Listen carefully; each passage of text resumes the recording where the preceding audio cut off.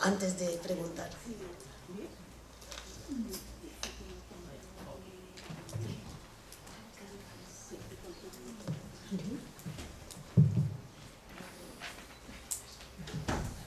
Hola, uy, ¿se escucha? Sí. Vale, soy Mencía y soy de Pontevedra y soy estudiante de medicina de esta facultad.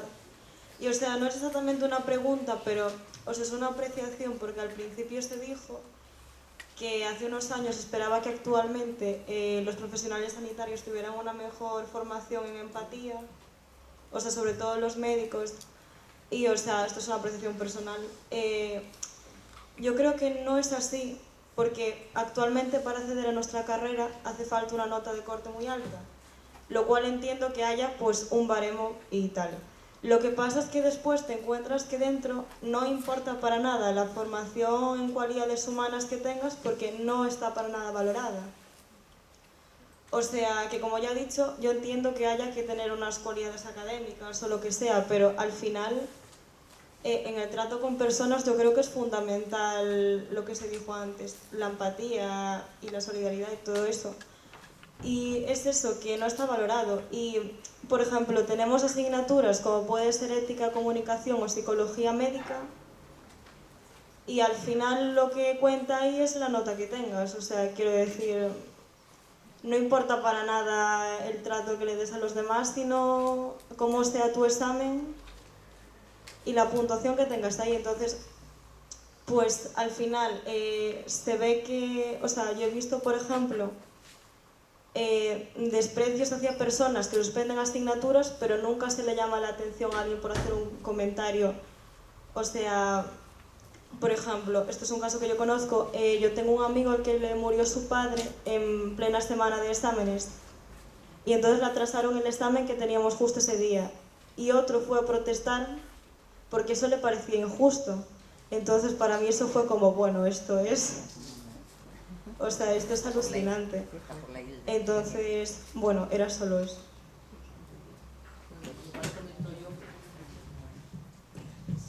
Igual que contesto yo un poco que he hecho el comentario ese, efectivamente en la carrera de medicina y en enfermería algo pero poco, no se valora nada como tú dices, pero lo mismo está pasando en bachiller y en la ESO. Fijaros cómo han ido quitando lo que no es importante en teoría, o sea, lo que no es matemáticas, lo que no es ciencia no es importante. Han disminuido filosofía y no ha pasado nada. Quitan religión y Valle en Navarra se levantan todos y siguen dándoles las mismas horas porque pobrecitos los profesores de religión. O sea, todo eso no se valora, pero es una pena porque pagamos las consecuencias, como vamos a pagar las consecuencias de no atender a la adolescencia como hay que atenderla, ¿no? Entonces al final toca a quien está más motivado, se acaba formando pues de otra manera, porque desde luego ni en la carrera ni en la especialidad aprendes todo lo que tienes que aprender. Por ejemplo, si eliges medicina de familia, se supone que tenemos que saber todo lo que podamos, lo más que podamos, de casi todas las especialidades, que no podemos saber con uno que solamente es especialista de algo. Por eso luego podemos ser médicos consultores para la eutanasia de casi todo, ¿no? Pero claro, tienes que saber de todo, pero muchos de tu parte. Y entonces, en lo que es de tu parte, la gente más interesada acaba formándose mucho en cosas así de humanismo, de ética, de psicología, de acompañamiento, de emociones. Al final lo tienes que hacer por tu cuenta, pero es algo que deberíamos reivindicar en las instituciones. Pero es verdad que es una falta y la vamos a pagar. En cualquier caso, yo creo que hay una transición entre la formación a la que tú estás acostumbrada y la que conoces y la formación continuada de los trabajadores. Por eso digo que es importante el peso de la petición, de la demanda de formación que uno puede hacer cuando accede al mundo profesional o debe hacer. ¿Dices que está mal valorado? Sí, pero si te doy la vuelta al argumento, de todo el dinero que yo me he gastado en mi propia formación, lo que más caro me ha salido ha sido el entrenamiento en comunicación. Yo lo valoro, porque me ha costado un huevo. Y los pacientes pero porque me ha valoran. rendido también. Sí. Yo creo que es una cuestión también de disciplina. Tienes la suerte de estar aquí hoy y de poder darte cuenta de esto, porque el problema es cuando nos damos cuenta con 40 años. Y entonces tienes que... Bueno, nunca es tarde, la verdad. Yo me he dado cuenta tarde, pero bueno, me he dado cuenta. Y bueno, pues lo importante es que esto se trate, como dices, en las facultades y después, sí. Y la propia disciplina de decir, pues para qué vengo a trabajar, a qué me dedico y de qué manera lo enfocas, porque además es menos frustrante, te hace más feliz en el trabajo. Es importante, pero es verdad que estas cosas pues es como que no cuentan, pero son las más importantes, sí.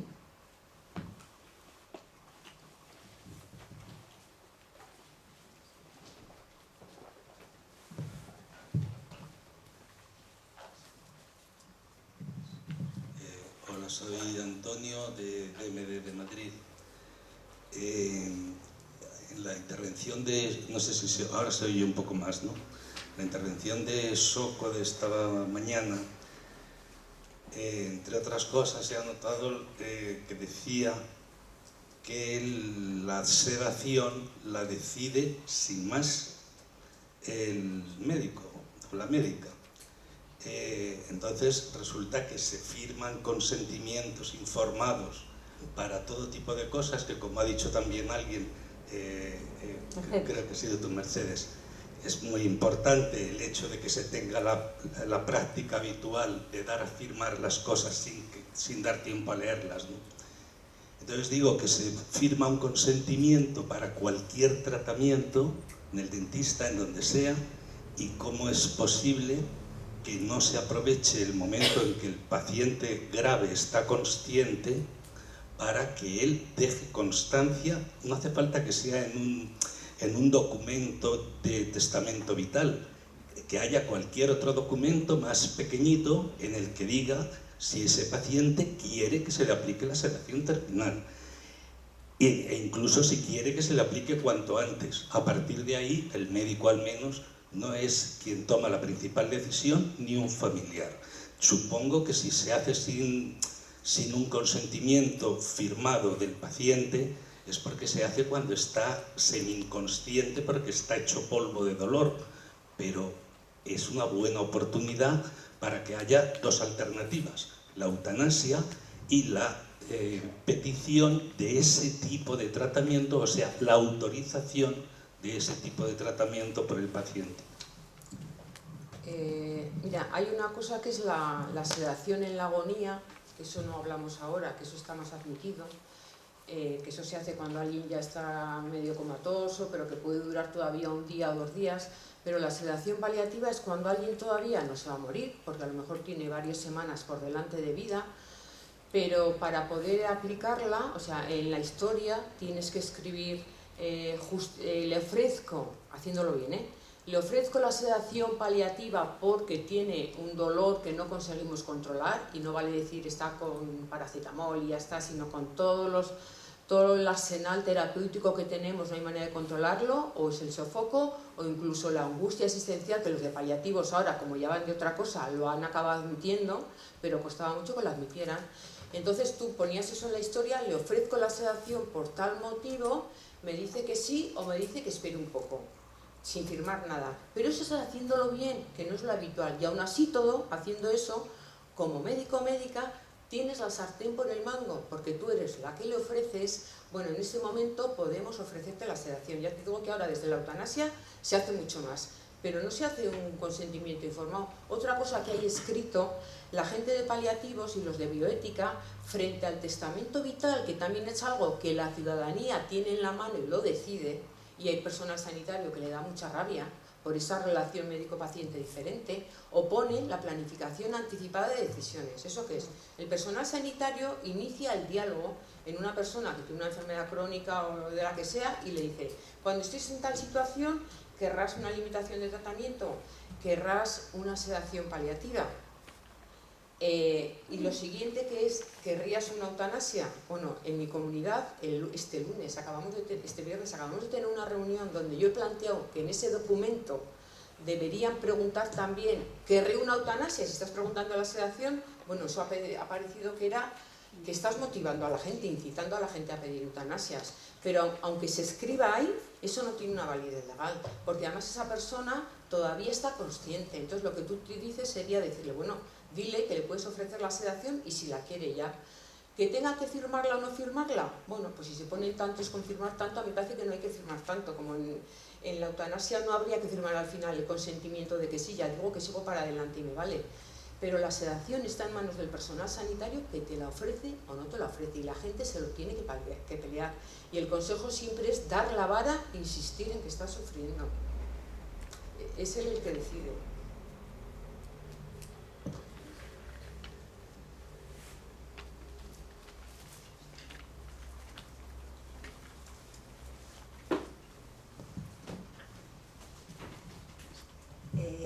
Soy Cristina de Vitoria. Una pregunta, Soco. Tú has dicho que una vez que tú haces la primera solicitud, o te he entendido así, a la persona que hace la solicitud se le entrega un informe del proceso. ¿Qué tipo de informe de ese proceso? O sea, el procedimiento que va desde el día 1 hasta el 40, ¿se lo dais en tipo dístico, escrito? ¿Cómo va eso un poco? Y luego otro tema, respecto de la sedación, lo que yo tenía claro es que tú puedes ofrecerme la sedación. Y si te digo que sí, ¿me la vas a poner? Si te la ofrezco. Vale, supongo. bien, pero no todo el mundo la ofrece. No. Y ante la petición de familiares, a veces se dice que no, porque no ha llegado todavía el momento. Eso es la realidad, ¿no? Eso es la Vale, realidad. vale. Sí, la realidad es, empezando por ahí, que ahora se hacen muchas más sedaciones, porque ahora ya está más claro que eso no es una eutanasia y que no me voy a meter en un marrón, se hacen muchas más sedaciones, y los de oncología, en cuanto la gente sobre todo les pide la eutanasia, dicen, no, pero ya te sedaremos. Pero es verdad que se hacen más sedaciones paliativas que antes no se hacían, pero no me acuerdo qué es lo que has dicho justo antes de las... Pero hay que ofrecerlo y la gente tiene que decir sí o no. Y entonces cuando la gente la pide, es verdad que hay que pelearlo. A mí, con mucha gente tienes que andar diciéndole, insísteles en que está sufriendo y en que, a ver, estamos esperando que se muera en 3 días, ¿qué más me da que se muera en 24? Si esa persona... Y cuesta pelearlo mucho. Y luego, sobre la información que hay que dar, a ver, hecha la primera solicitud, tienes que quedar con la persona al cabo de 2 o 3 días para iniciar el debate. Cuando se inicia en el debate es cuando le tienes que dar un documento que tiene 3 o 4 hojas, que es muy largo, que le puedes dar para que lo lea y que la siguiente vez te consulte dudas, o que lo tienes que leer, con lo cual es más tiempo que tienes que ir empleando. Y ahí se explica cómo va a ser. Después de la primera solicitud está la deliberación, el informe, la segunda, el tirín-tirirón. ¿Y eso se hace en todas las comunidades o solamente en Navarra? No, yo creo que sí, porque es un documento más de los que está dentro de todos los documentos que se hizo en la interterritorial.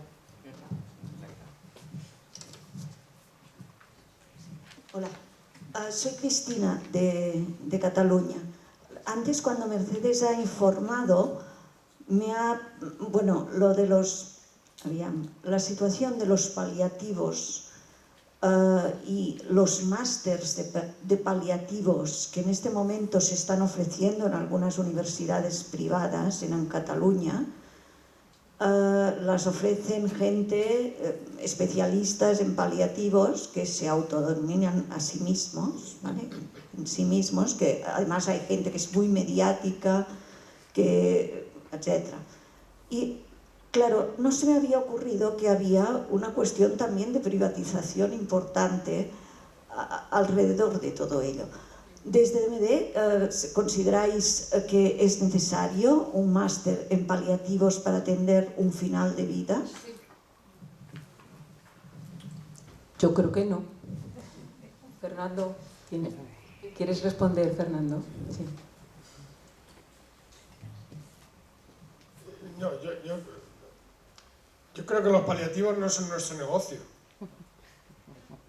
Como no es nuestro negocio la salud pública, o como no es nuestro negocio otras cosas que pueda haber, bueno, el derecho a la vivienda, el derecho a la educación, etc. Ni siquiera la sanidad pública, en sentido estricto, y alguna vez lo hemos comentado, es una finalidad de DMD.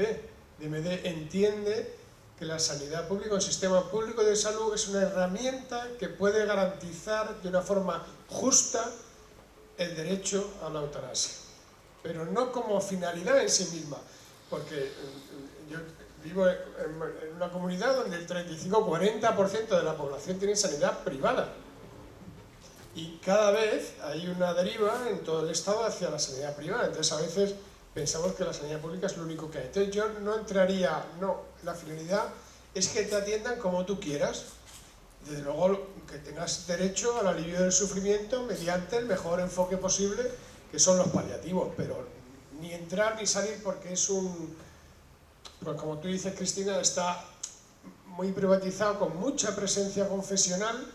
Ha habido en algún momento dijeron que como el presidente del Caixa, de la obra social de la Caixa, era Fainé, que es miembro del Opus, pues todo tenía una orientación. Me parece un poco conspiranoico, tanto, ¿no?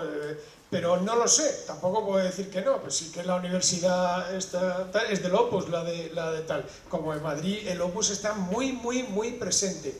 Y esto tiene relación con lo que decía el compañero, del dogma de ni adelanto ni retraso la muerte. Esto es una barbaridad que se ha impuesto por el sector confesional ultracatólico a través de los cuidados paliativos en la práctica de la medicina a final de la vida. Eso da igual si se adelanta o se retrasa la muerte, ese no es el punto. Eso es un desenfoque, como decía Fernando, ¿no?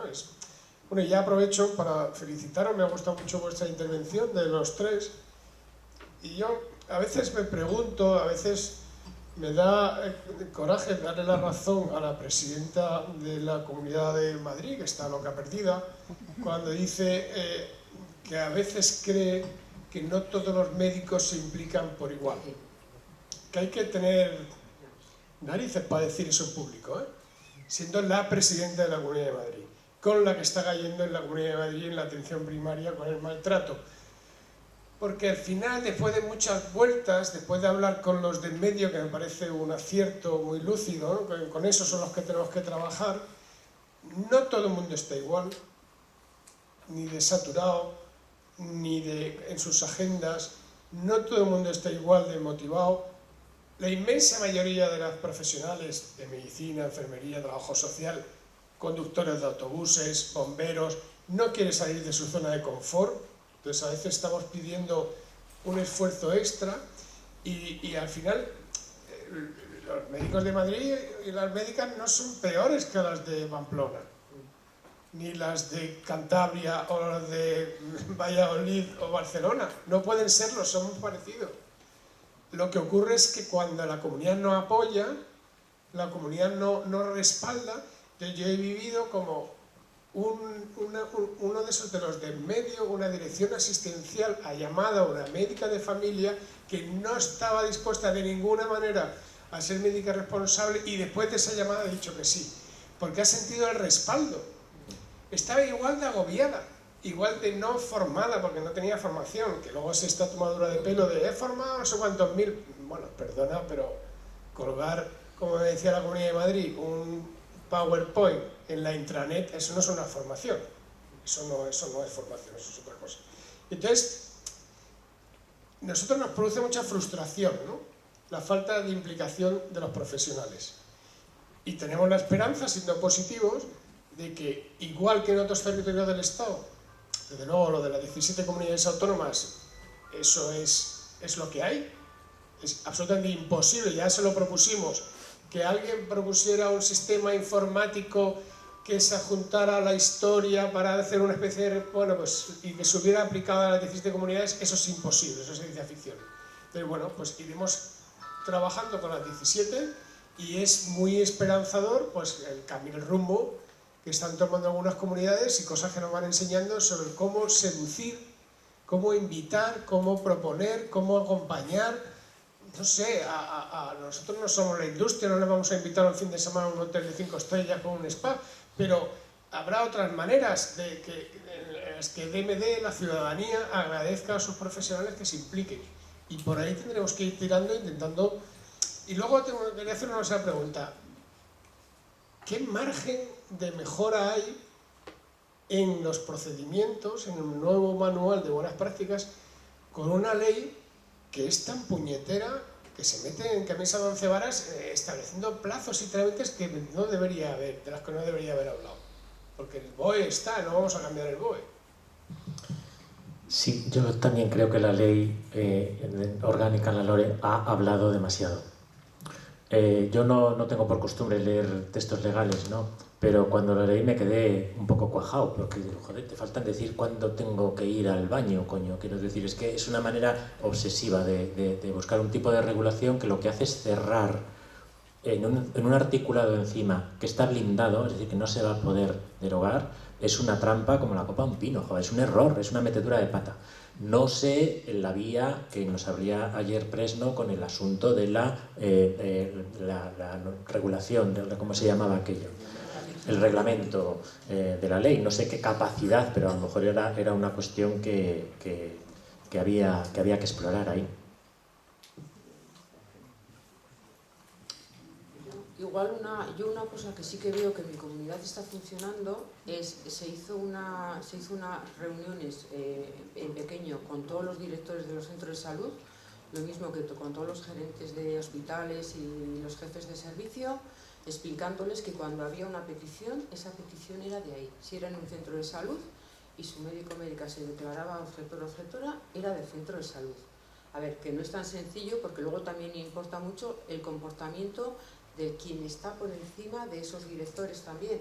Entonces tenemos experiencia de subdirectoras que se han implicado más y entonces han ido al centro y han dicho, a ver, vale, esta persona es objetora, a ver del resto del equipo quién lo hace, porque si tú lo lanzas así, todo el mundo yo no, y eso no es. Entonces tenemos experiencia de una que se implica mucho y que lo está haciendo y otra que pasa más y entonces acaba afectando todo el centro. Pero poco a poco va cambiando y como tú dices, lo importante es conseguir, convencer, seducir, o sea, a veces adelantarte cuando te llega que va a haber una petición y no sé qué, adelantarte con quien sabes que al que le va a caer para decir, bueno, antes de que se asuste, le aviso que te va a caer, que te van a llamar para una petición de eutanasia, que mira, que no sé qué, que si quieres, y eso está funcionando. Entonces eso sí que sería como exigible, decir, bueno, que esté claro que es algo que tiene que ser del centro de salud, porque no es lo mismo decir, bueno, yo objeto y a ver quién lo hace, que habrá por ahí un equipo que lo haga, no, le cae el de al lado y sabe que yo objeto por jeta, porque sabemos todos y nos conocemos, sabemos que si es por motivos morales o religiosos o por jeta, ¿no? Entonces es diferente objetar de esa manera y como objetar y desobjetar es así de fácil porque es lo clico y lo desclico, porque no hay que justificar de antemano, como decía Fernando, que debería ser un poco más así, pero entonces es distinto si le va a caer el trabajo al compañero que si dices, bueno, vendrá algún equipo que lo hará, ¿no? Entonces a mí eso me parece un buen método.